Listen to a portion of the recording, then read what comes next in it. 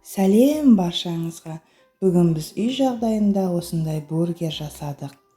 Дәмі керемет болды. Сіздер де үйде жасап көріңіздер.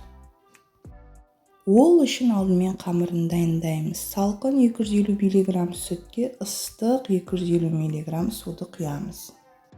Су мен сүтіміздің температурасы жылы болғанда үстіне қант, тұз, дрожжімізді қосамыз.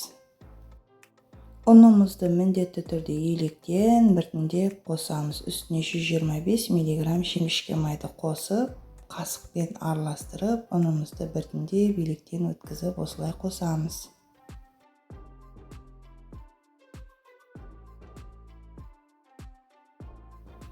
Ұнымызды осылай електен өткізіп, біртіндеп қосамыз. Әрі қарай қолмен елеп, жұмсақ қамыр шығарамыз.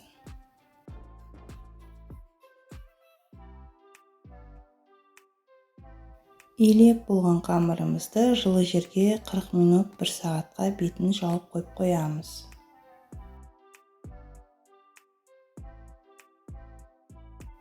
Ашыған қамырымызды алып, ұн себелеп, бірнеше бөліктерге бөлеміз. Егер сатуға жасайтын болсаңыздар, 110-120 граммнан бөлесіздер. Мен үйге жасағандықтан көзбен бірнеше бөліктерге бөлдім.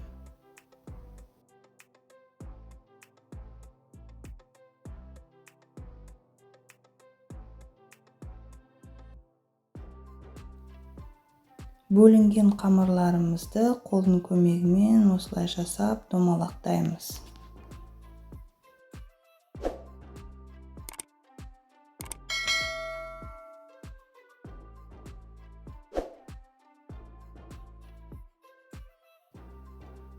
Қалыпқа май жағып, домалақтанған қамырларымызды саламыз.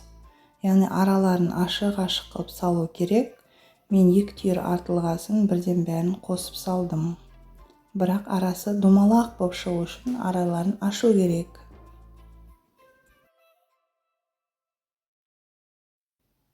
Қамырымыздың бетін жауып, жылы жерге 15 минутқа қойып қоямыз. Одан кейін 15 минуттан кейін бетіне жылы су жағып, күнжіт сеуіп шығамыз. Сөйтіп 180 градуста 40 минуттай пісіріп аламыз. Бургеріміздің наны дайын, енді котлетті пісіреміз. Котлетті қалай жасау керек туралы мен сілтемені төменге қалдырам. Менің каналымда видеосы бар. Әрі қарай кетчуп пен майонезді араластырып, нанымызға жағып, салатный листьямызды, плавленый сырымызды, огурцы, помидорымызды, котлетімізді қоямыз. Яғни біздің бургеріміз дайын. Ас болсын, видео ұнаса лайк басып, комментарий жазып кетіңіздер.